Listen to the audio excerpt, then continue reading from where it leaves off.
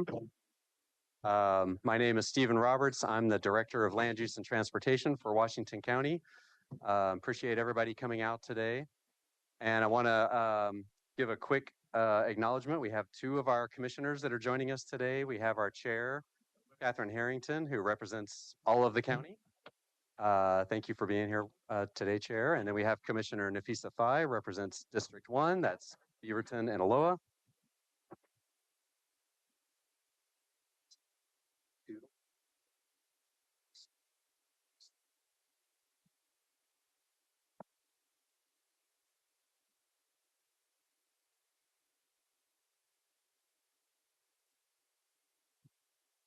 Hear me now? All right. Sorry about that. Thank you. Okay, thanks everybody. So again, thank you, Commissioner Fai and Chair Harrington for joining us today. And I think I don't remember where I stopped, but Commissioner Fai's district covers Beaverton and Aloha, parts of Raleigh Hills, and various other unincorporated areas. So appreciate you all both joining us for this today. So we do these forums a couple times a year, once in the spring, once in the fall, and we really appreciate the attendance. It's a great opportunity for us to share out some things that we're working on so that we are able to get that information out to you proactively. And then it's a great opportunity for us to also hear back from you. So don't be shy with questions as we go through our presentations today. We love to hear from you. And then afterward, we always have a little bit of time built in left over to just network and get to talk to folks. We've got a number of people on our team here today. So anybody that's wearing a county name tag, please feel free to grab them. And a couple of us forgot our county name tags, so not going to name names. So thank you all again for being here. So with that, I'm going to turn over to Erin Wardell, who's our Assistant Director, and she's going to make a few remarks before we get started. Thank you. Good morning. My name is Erin Wardell. I'm the Assistant Director of Land Use and Transportation. Some of you are with us for the first time today. As Stephen said, we do this a couple of times a year. Really great to see the turnout today. And so the goal of these events is for staff to really have the opportunity to make connections with our development community. It's really great when people come in with something they're working through or something they have questions about, and they're just able to meet the right person and get their question answered this morning, or make those connections that they may need a few months from now. We also want this opportunity, or use this opportunity to share with you some of the initiatives we have going on. We're going to be talking today about some, I think, really important and good process improvements that we've been making. We are a continuously evolving organization, and we're always trying to do better. And so we'll be sharing some of that today. And finally, again, just to build some of those productive relationships. So for today's agenda, as I said, we're going to be talking about some technology and process improvements that we're pretty excited about. We're going to be talking about our transportation assessment review process, which is a new workflow. We'll be talking about our proposed fee increases and some proposed new fees, which will be considered by the board as a part of this year's budget process. We'll be previewing our community development code assessment project. And then, as Stephen said, we'll have the opportunity for some questions and some more networking at the end. So I'm going to start with some staffing updates. We do have a few job openings in the department. I just want to highlight in case you know folks out there in the community who are looking for jobs. Over in our operations and maintenance division, we have an opening for our community services program monitor.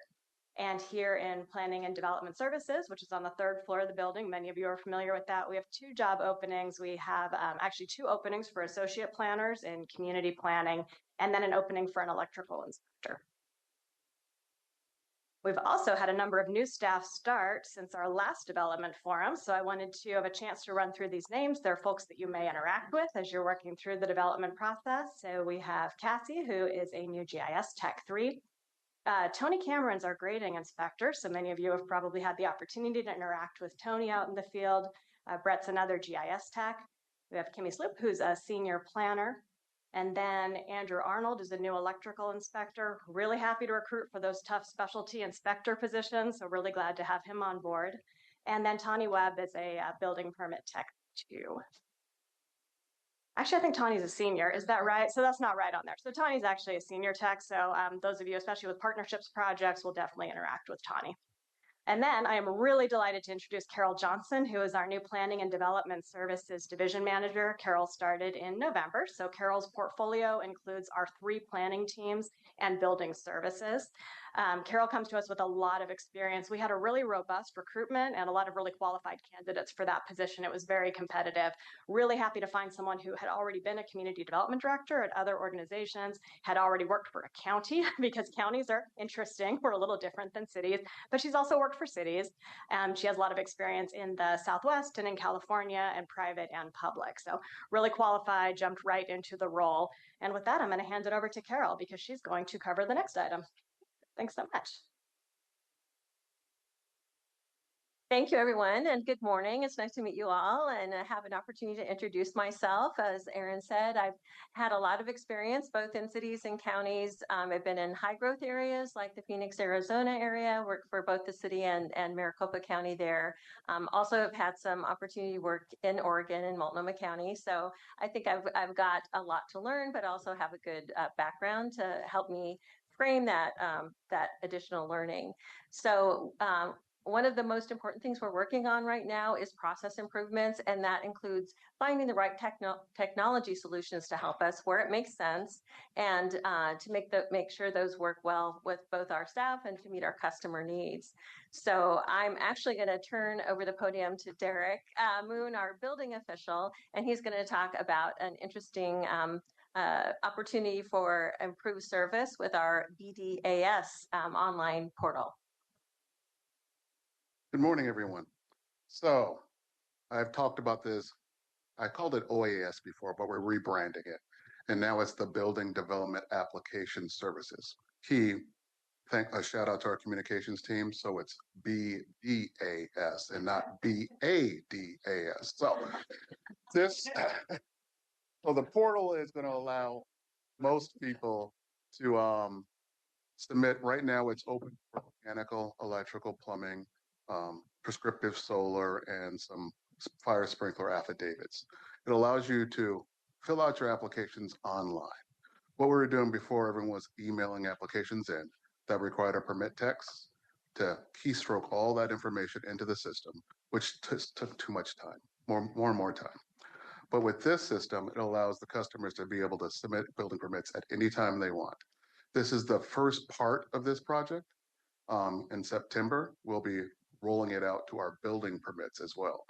One of the new updates that will be going into effect on Friday, you'll be able to pay directly from the portal. Instead of having a link sent to you before, right now, you'll be able to, on Friday, you'll be able to fill out your building permit application and pay for it right there in the portal. That's one of the biggest updates we've had at the county in a long time. It really cuts down the time and the effort that our permit techs have to put in to get everything done. With that said, I'm going to kind of go off script a little bit. I want to give you updates on what's going on right now in building services. Right now, we're averaging about 200 inspections a day, which is pretty high for this time of year, but it's been steady around 200 inspections a day. We're setting up permits right now as we're still evolving into our OAS portal or BDAS portal. It's taking about 3 days to get building projects set up in PDOCs. The MEPs right now are at 2 days. We look for all those numbers to continue improving when we go evaluating, moving more towards our BDAS portal. One thing that wasn't updated on our staffing report is we're updating our permit tech team. We're doing interviews right now for another permit tech 2 position. So we're trying to get our staff built up to where it should be, and we're almost there. That's thanks to the fee increase that most of you guys helped approve last year that will almost be at our peak service levels. One other big update is going to be we're moving everything to the cloud. PDOCs has already been moved to the cloud, and come September, Accela will be moving to the cloud. And so we're going to be doing several updates coming up at that time.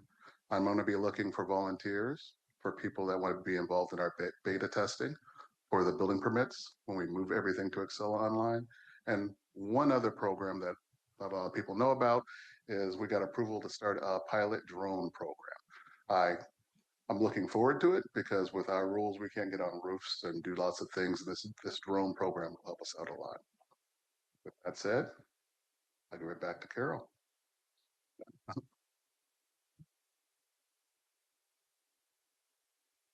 So this was another slide that Derek already went over. This is the specific types of permits that you can apply for online at this time. And then we're also working on a number of process improvements for the current planning development review team.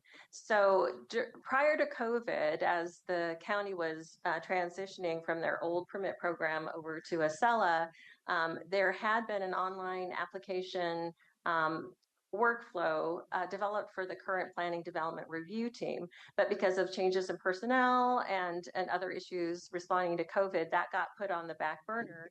And it just has come to light again that we have this opportunity. So we're going to be pulling that up, taking a fresh look at that workflow and see how it operates for us during our with our current processes.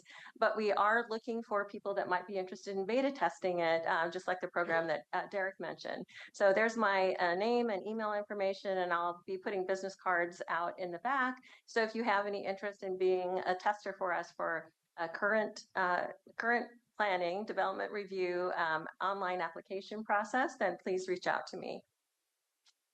And then another process improvement has to do with our transportation assessment review process. So I'd like to turn it over to Tony Mills, who will take you through that process.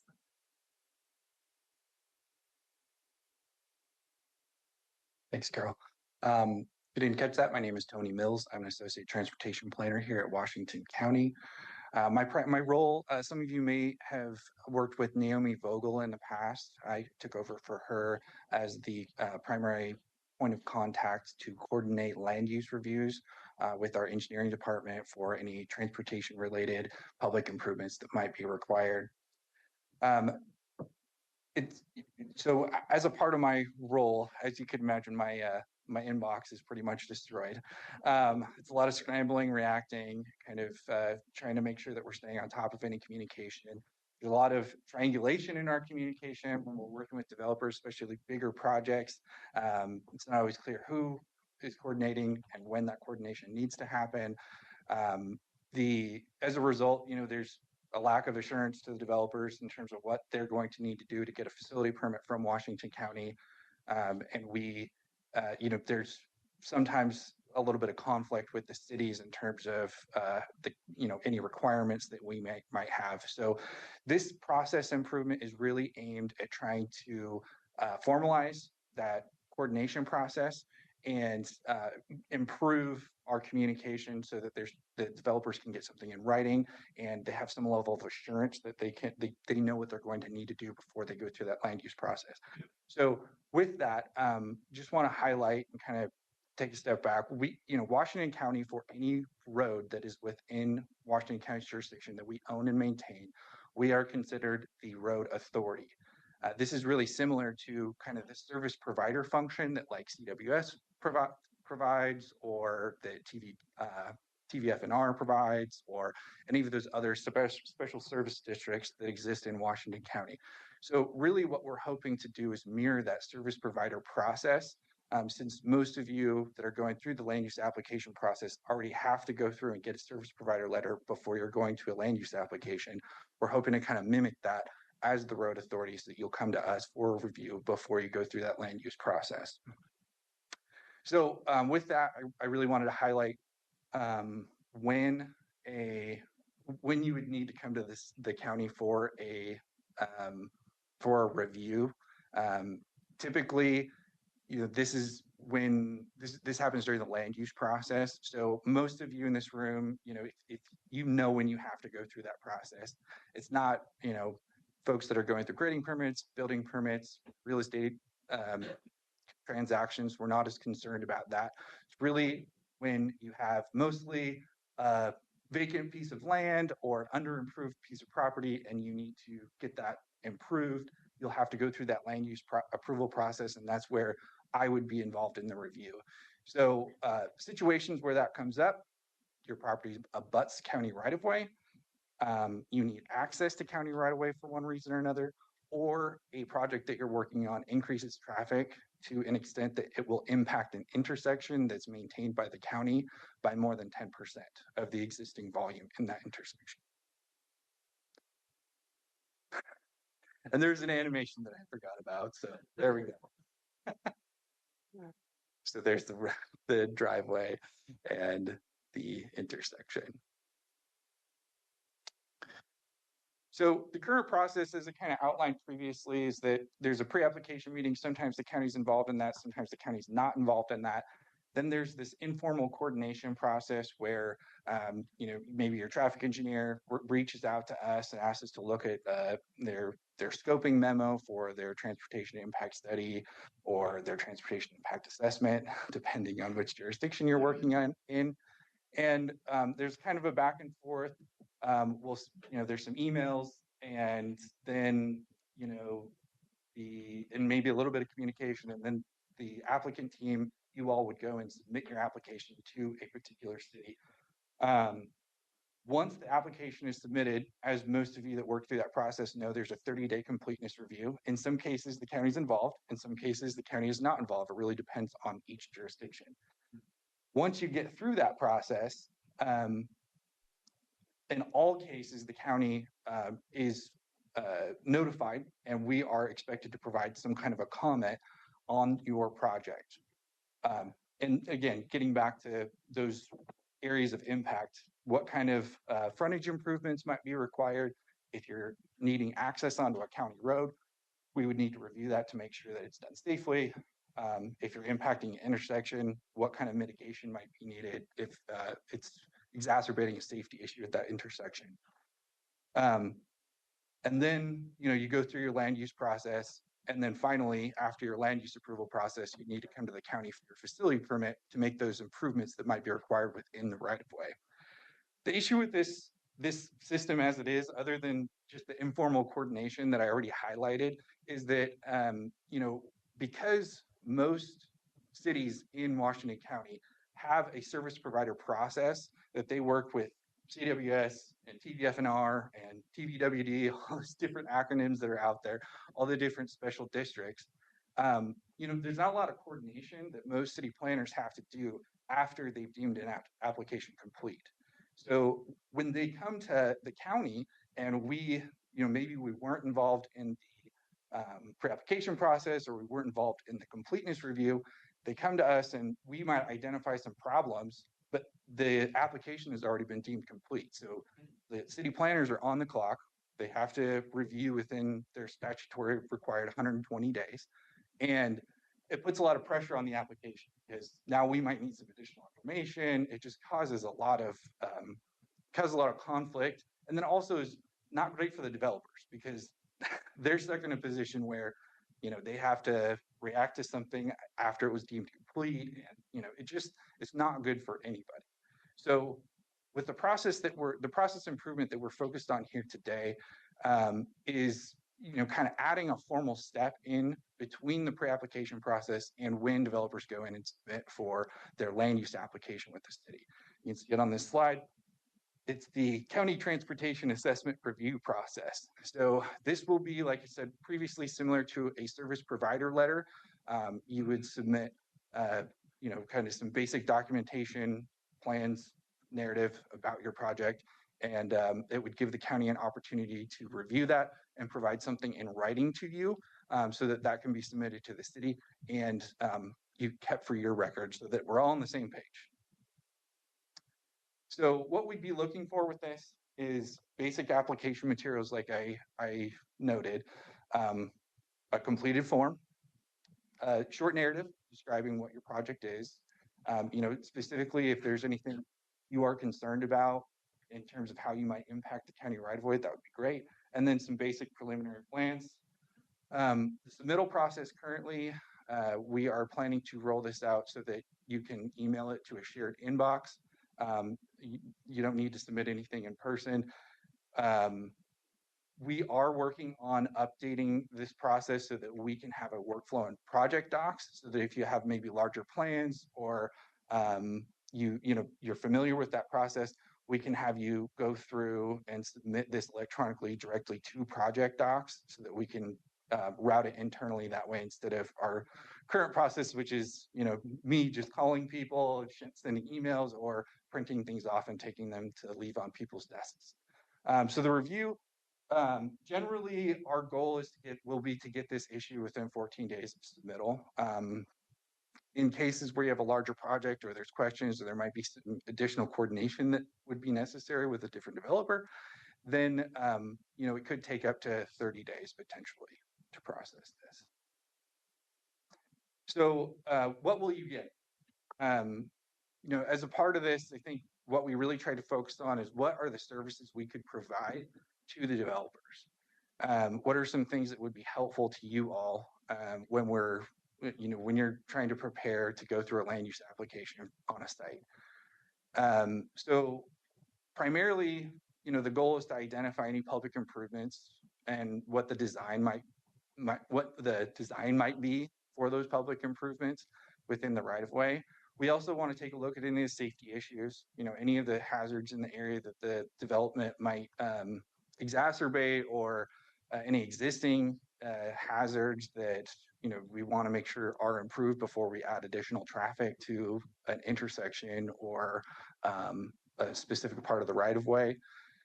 We also want to identify any specific design concerns. So, not to get too technical, but things like turn lanes and other maybe pedestrian paths or bike lanes, things that would require a specific design. We want to make sure that we're providing comments about those so that you have all the information that you would need. And then, just generally providing some comments on the transportation impact analysis before you go through land use. I think that's one of the big key things that could be helpful.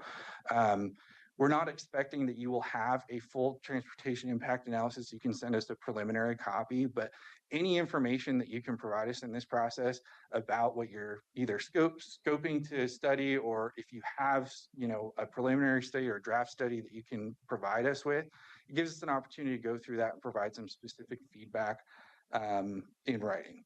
And then finally, one of the things that we really wanted to add to this is identifying any potential transportation development credits. So I'm sure most of you are aware that Washington County has a transportation development tax that exists. I'm sure that some of you have had to deal with that in the past, but not all of you may be aware that there are credits for certain projects or credits for certain improvements that might happen within parts of the right of way.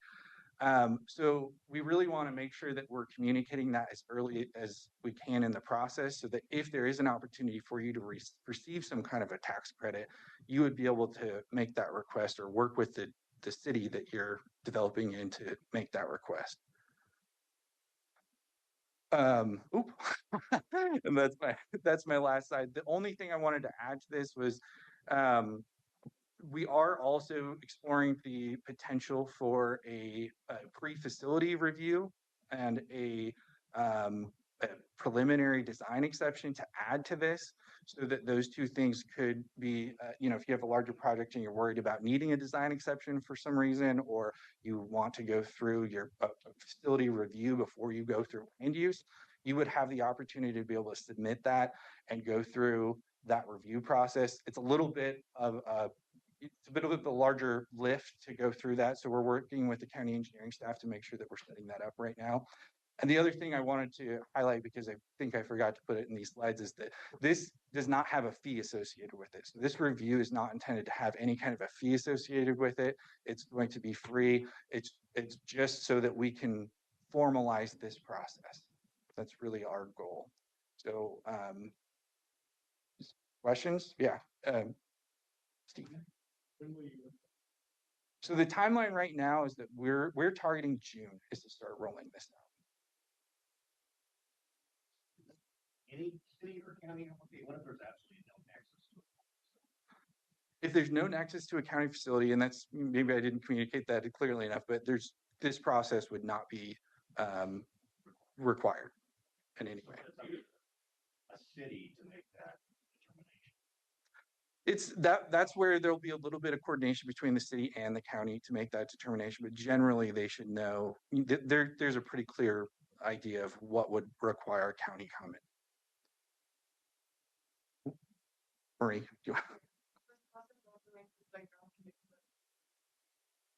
so yeah, that's a part of this, is that we're planning to provide some technically they're not conditions of approval, they're comments, similar to how ODOT provides comments in their letter. But yes, we will be providing those draft comments. Again, just to highlight that, the idea would be we provide those comments, you have, the developer or applicant has an idea of where, what would be required, and the city has the same idea so that we can get ahead of any issues there might be. So when we go through this review, what is the product that we're getting? So you'll get a written report that outlines kind of the things that I just talked about.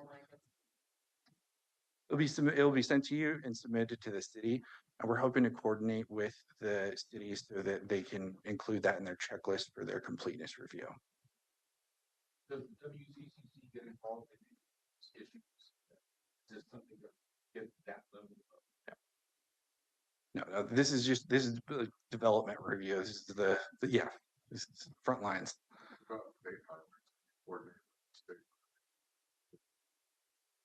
That'll be ODOT. ODOT has their own process for that. Easy source to tell whose piece of road it is. There are some sources out there, but your best bet just to confirm that would be to reach out to somebody at the county or the city. Usually, I think the county has a little bit better record than the city. So if you feel free to reach out to me if you have a question about that, and I'll answer it for you. Anything else?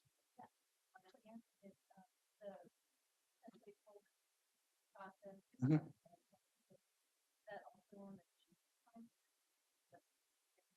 That'll be a little bit later. I think, initially we just kind of want to start formalizing this review process sooner. And we know that there may be some changes to this. We may need to make some incremental changes over time. I don't have a timeline for the potential for a preliminary design exception yet. I still need to work with the county engineering staff. Fine green, but the 10% added.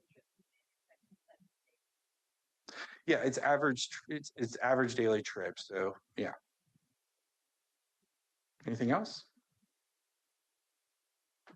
Oh, thank you, Brenda. Just so you all know, we have some graphics that outline the process in the back table with Brenda back there. It also has the current application form that we're planning to roll out for this. Anything else? All right, thank you.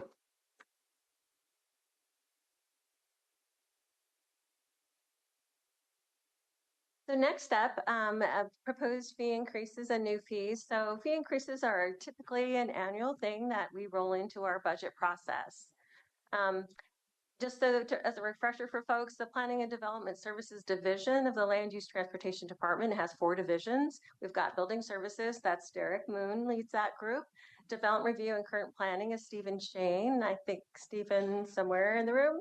And way in the back. Thank you, Stephen. And then we've got Community Planning, which is Teresa Cherniak. She's, I think, joining virtually today. And then Transportation Planning is Diami Valentine. And so these sections implement federal, state, and local regulations. And this is for land use planning. And we do a lot of coordination out in the area outside the cities and helping prepare for that transition to cities at time of annexation. We enforce building codes and planning regulations. And all of this is to have a more orderly, well-planned, well-functioning community. And so then getting into the specifics of our potential annual fee increases. So both building services as well as the current planning and development review sections operate on full cost recovery. So that means everything we do is paid for through the fees that we charge and collect. We also provide some services at no cost, and those are those interactions at the counter where somebody is trying to find out what their zoning is, they're looking to buy a piece of property and they want to know what they can do on it. Or else they have a complaint that they want to register about someone in their community that they think is violating a regulation. Both of those programs were in really dire straits about 2 years ago because we hadn't been doing annual increases. So we had to hire an outside consultant, and the results of that analysis were presented to the board in 2022. And based on the assessment, the board took some action, and the first one is to direct staff to establish these target service levels because it was important for us to have those targets that we could measure how well we're providing our services.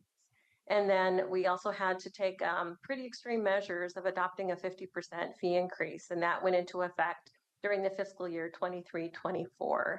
And it was painful, but it was something that had to be done so that we could maintain the level of service that you all expect from the county. And we were also asked to implement annual fee increases so we could avoid such significant impacts in the future.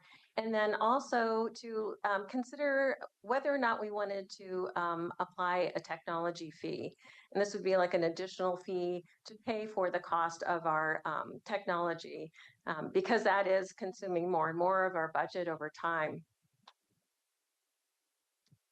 So in going through this process of reviewing those fees for this upcoming fiscal year, which starts July 1st of 2025, we're looking at the same factors that we've looked at in prior years in terms of determining what that fee increase might need to be. So we're looking at staffing costs, and you know that cost of healthcare and other costs of living adjustments, retirement are things that are often outside of our control, and those have a significant impact on the cost of doing our work. We've got internal indirect costs to provide for the support of all the wraparound services that we get from the county, materials and services, vehicles, training, and then increased cost of our permitting software. And so we also are trying to control our costs. So there's kind of a little bit of a chicken and egg that technology that's costing us more helps us be more efficient and do more with less personnel. So we've looked at our staffing levels and believe that there are 2 vacancies, one each in building services, the other in current planning and development review that we can let go at this point in time. And what that allowed us to do is kind of contain costs as much as possible and keep this proposed fee increase at 8.5%. And we are holding constant some fees, which we think are really important to the community. So like a health and hardship dwelling, we know if we don't keep those more vulnerable members of our community in stable housing, that can actually have, ripple effects that cost the county more in the long run. And also for pre-application fees. We want projects to get the information they need to be successful from the get-go. So it was important for us to keep that fee low. In terms of the technology, we've decided not to adopt a specific technology fee at this time. We've got a lot of things in play that could affect what that fee is. And we also have a very uncertain economy at this time. So we wanted to avoid having a very specific fee and have the flexibility to use our resources as we see fit to be very resilient. So the increase in fees associated with technology for Acela, that is our permitting software. They've mandated that we go to the cloud. So currently everything is hosted locally on our local servers, but they aren't supporting that model anymore. And so they've mandated that we move to the cloud. And so in doing so, we'll have more regular updates, just similar to the fees. These kind of incremental updates will keep our software more current. But it's a big going there. Migrating to the cloud is going to cost us some money this year. We're also going through 3 different version upgrades as a part of this rollout. So we're expecting this to go online in the fall. And so we'll have a, kind of a brand new refreshed Acela at the most current version, and it'll also be hosted in the cloud. Because all this stuff is in motion right now, we really don't have an opportunity to transition away and look for more efficient, maybe lower cost software options. But we will be doing that after we complete this mandatory upgrade. So we'll be issuing an RFP, potentially RFQ, request for qualifications in the fall to do, I don't want to use the word audit, but more of an assessment of where we're at with our technology and see, are there new players out there that would make it more cost efficient? We're also going to be looking at Acela itself and seeing how we can improve how we implemented that software program.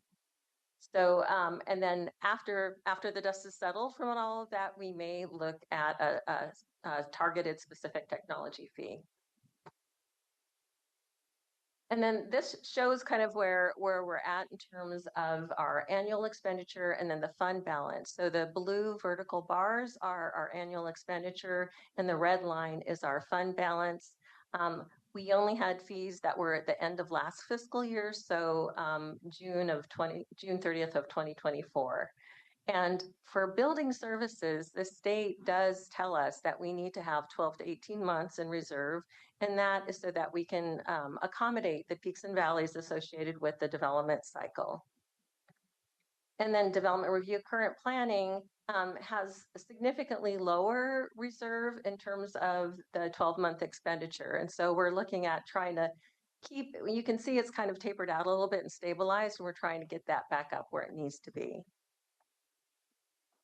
So with all of that, I'm sorry, I thought there was a fee. So basically this is all the supporting documentation for the 8.5% for building services fees, and as well as community, current planning and development review.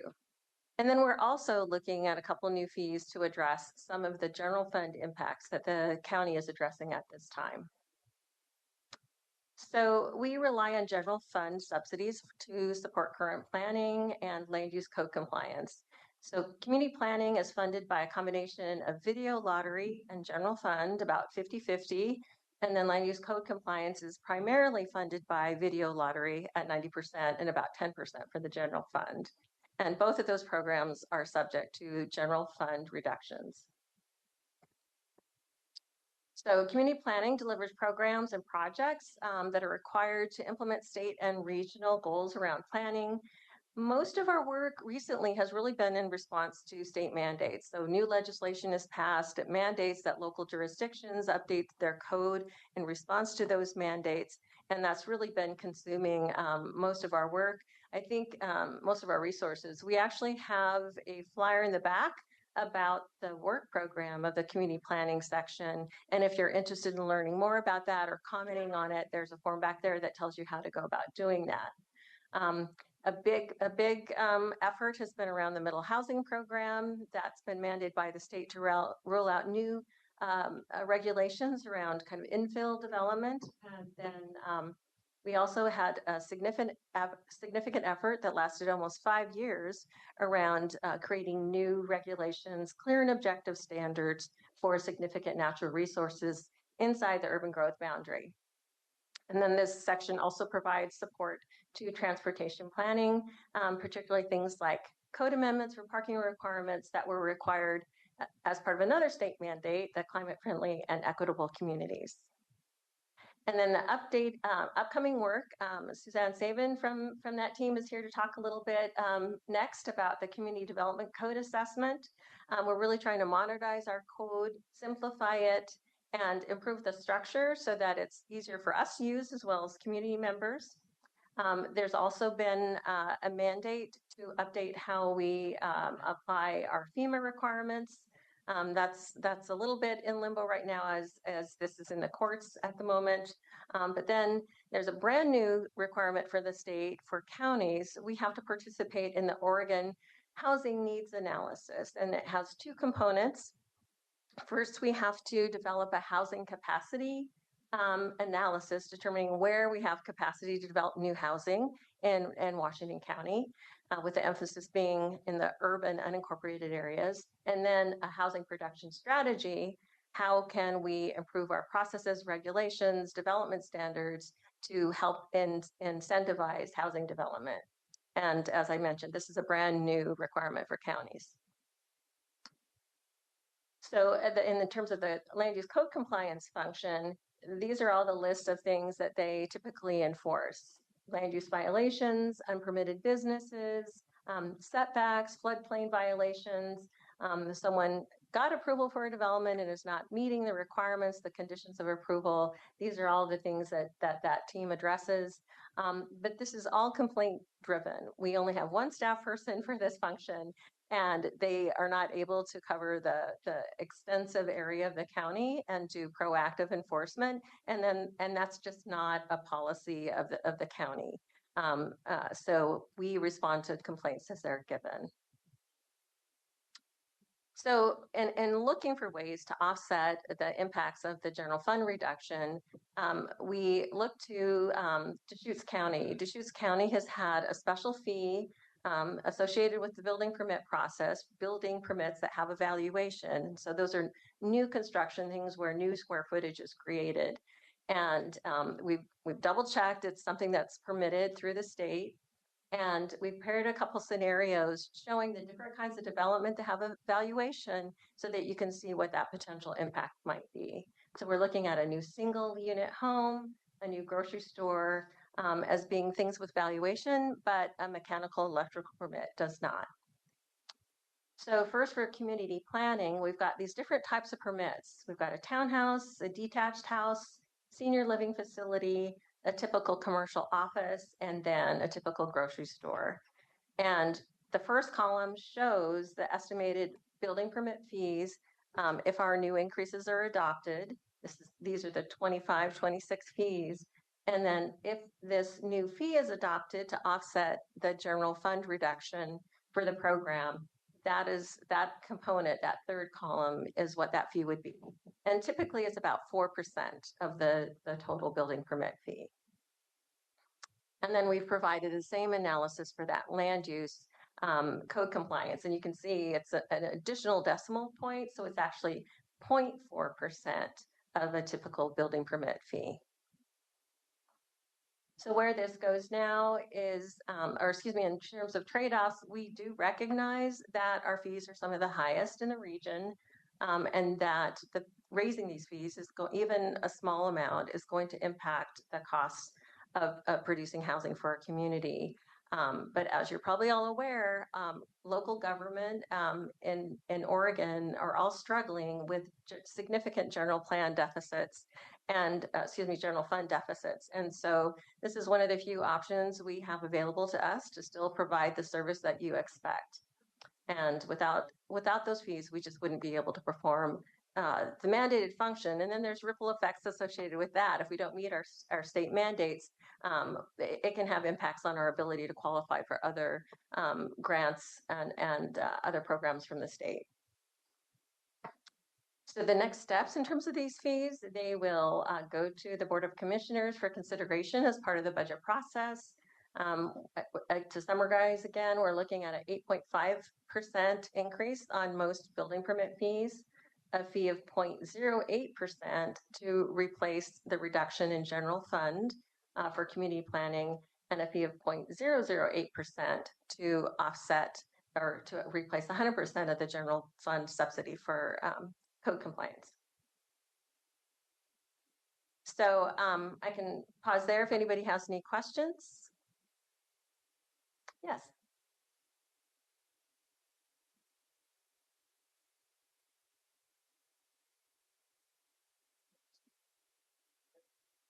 It would apply for the entire county for all building permits with evaluation. I guess pretty about and I can see development flexibility, but for other it seems that it's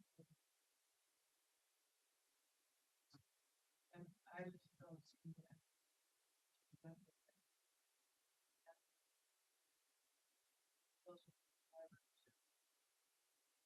And quite frankly, I'm at a place where I'd like to know why being a county that is a whole, why you're not exercising some of that right.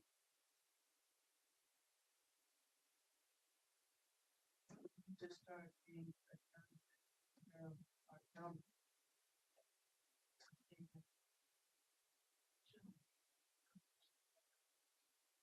Just so that they can, prices keep going up because they can't get funding challenge certain areas of affordable housing, like middle housing, homeless housing, but all areas of traffic. I'm not in a position to be able to comment on your comment, but I appreciate you making it. And Commissioner Fye is here, and so she's heard. Unfortunately, Chair Harrington had to step out, so she's not here. But this will be discussed as part of our budget hearings, and so if you'd like to make that comment at that time, it would be appreciated. Thank you. Yes, hi. Touched on the service level. What you measure and how you. I'm going to ask Derek to step up. I know, well, in terms of we're measuring like how long it takes to get to set up a permit when it gets into the system, how long it takes for the plan review to be completed, how long it takes for the permit to then get issued, and then response for requests for inspections, how long that takes as well. And then for current planning and development review, there we're within the limits of established by the state in terms of how quickly we can process those land use decisions. So we have 30 days to deem an application complete, and then we begin our assessment process, and we have inside the growth boundary, we have 120 days, and in rural areas, we have 150 days to complete all our assessments and then issue a land use decision, including any local appeals that might take place.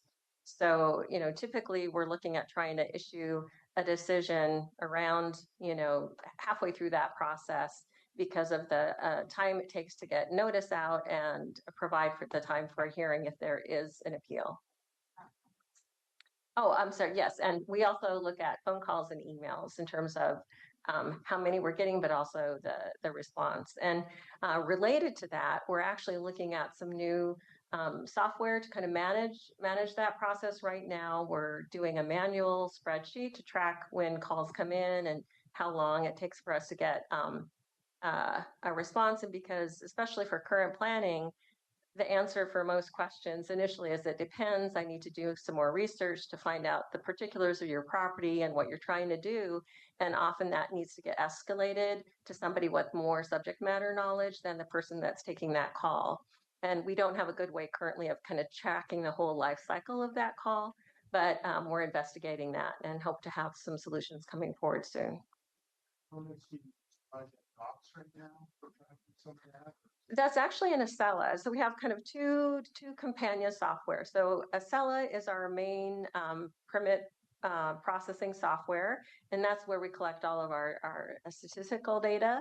And then Project Docs actually manages the workflow itself. Mm-hmm. Any more questions on that topic?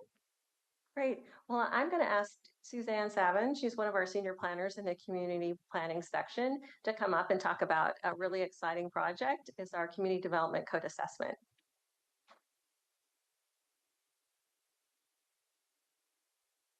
Good morning. Just want to make sure everybody can hear me.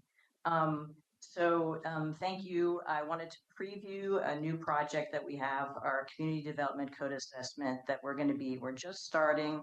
And it's a project that'll probably last at least a year. It'll be through next spring. So many of you in the room are familiar with our community development code. You may know that it was adopted in the early 80s. Since it was adopted, we have not comprehensively reviewed it. We have made changes over the years. We've added information to it. We have subtracted some information from it, but mostly we've added to it. So it's become quite a chunky document. It's about 1,200 pages now, and one of our staff brought in a food scale and weighed it, and it's about 6 pounds. So it's definitely, it's in need of a streamlining and a relook. And we got grant funding from the Department of Land Conservation and Development to do the CDC assessment. So the project is going to identify inconsistent and repetitive standards. It's going to identify standards that are not clear and objective. We're also going to be looking at equity considerations, and we're going to be looking at what changes need to be made to the CDC structure and content. And in terms of the CDC structure and content, some of the changes we're going to be looking at is whether the code complies with all of the applicable state housing statutes, We're also going to be looking at if there are still some regulatory barriers in the code to housing production. We're going to look at how the code can be made easier to use by developers and the public and by staff. And we want to make sure that the code is consistent with federal, state, regional, and local requirements. So this process is just starting. The first part of the process is the next couple of months. We have a consultant that's helping us with this project, Cascadia Partners, and they are going to be holding some stakeholder focus group interviews with groups of stakeholders that'll include developers and home builders, community members, service district representatives and staff. And we're just now reaching out to some of those stakeholders to assemble those groups. And so the purpose of these interviews is to find out from various perspectives what people think are the problems with the code currently and what issues the code has currently. So they want to, our consultant wants to get as many perspectives as possible on what the issues might be. Then the next phase is going to be the consultant creating a draft report, the CDC assessment and summary report draft. And what this report will do is list the issues and problems with the code that were identified during the stakeholder interviews, during the consultant's review of the code. And it will also start to identify some ways to potentially resolve and fix these. Then the next phase of the project will be the consultant providing a more final version of that document. So we think we're going to end up, we think the consultant is going to end up with a pretty lengthy report of issues and problems. So then the next question becomes, well, if we have this long list of issues and problems, how are we going to prioritize those? Which ones should the county address first and which ones should we address later? So the next thing is the consultant's going to prepare a priorities report where they're going to make some recommendations about which of that laundry list should be addressed first and which should be addressed later. We're going to have an open house to share information with the public, and I think the open house is probably going to be both virtual and in person. We're still working on the formatting of what that'll be, and then it'll move into the consultant creating a final priorities report for how the issues of the code, in what order the issues of the code should be addressed. And that final report will be, we estimate, ending around next May, so May 2026. So this process is about 15 months total. It's phase one basically, is basically identifying the problems of the code and identifying some potential ways to address them and a schedule to do that. The next phase, that would be a later part of the project, would then be working on actual changes to the code language. So I'm going to pause right there and see if anybody has some initial questions. And before I forget to, I want to note too that there's a, if you want to track the project as it goes forward, this sign-in sheet is going to be at the back table and you can sign in to get email updates. It also has a QR code, so if you want to scan on your phone and digitally sign up for that, you can. With that, I'm going to pause and see if anybody has any questions. I see one question in the back and then I see Mary's question too. So first question, the person with the glass. For those that don't want to join a formal focus group, would you like to be accepting comments on via email or? That's a good question. We're actually right now in the process of working with our consultant to figure out how we're going to take in comments. I suspect there probably will be ways to take in comments aside from the focus groups. We will be creating a web page for this project soon. And that web page might be a way for people to be able to submit comments. So I think that we're going to be talking about that more. And my question is related. The open house happens yearly process. How are you supposed to find out this process is happening? And does it make sense to have an Well, that's a good question too. And that is something that we'll talk more with our consultant about. I think the web page, once that's created, will be one way that the word will be out.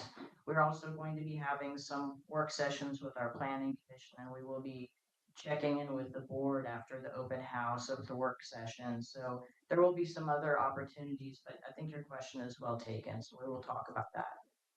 And How will the planning commission be involved in this process? well, we anticipate that one member of the planning commission will probably be on the technical advisory committee for this process. We also anticipate that we as staff will be having a couple of work sessions with the planning commission on the process.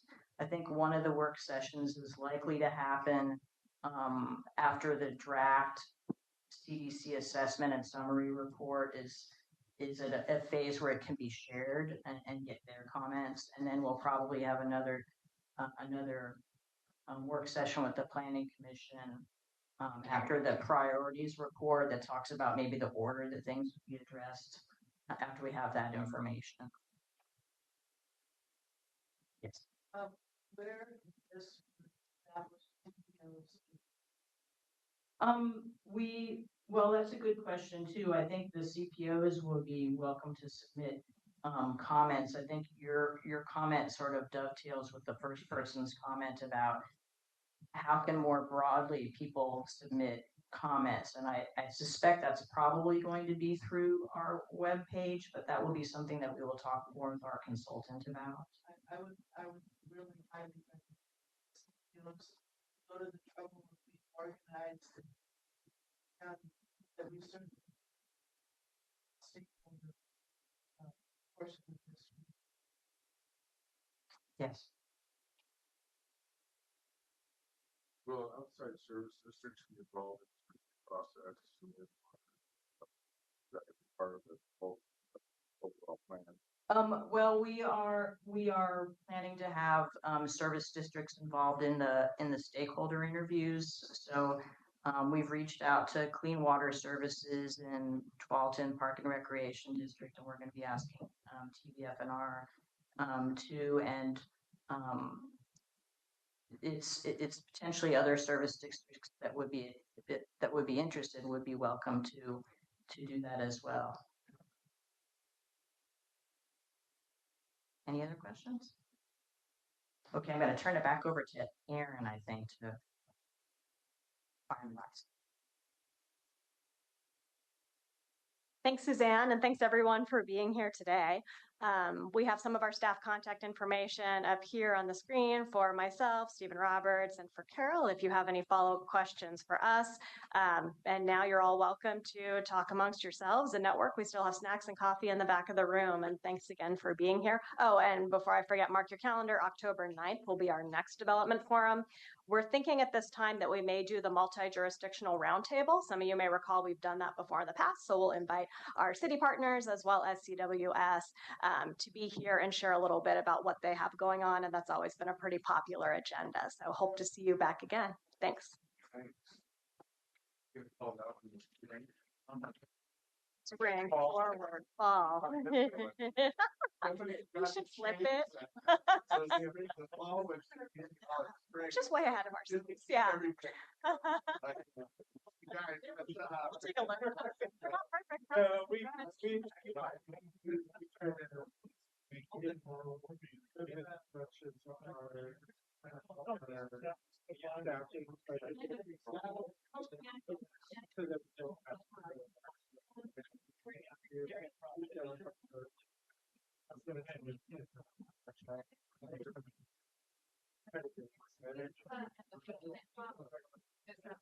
Okay, you guys got this all dialed in.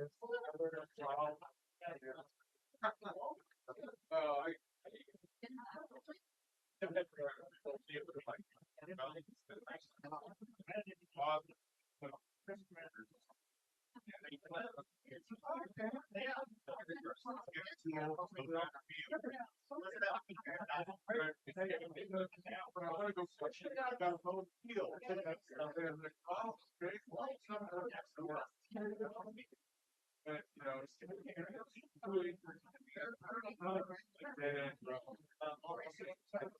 I think it's private.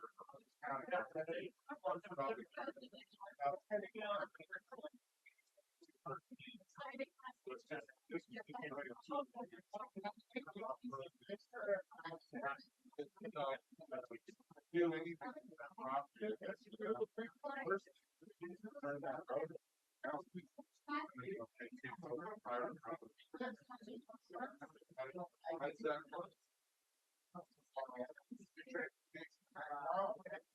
Oh, you're building. Oh, I know you're.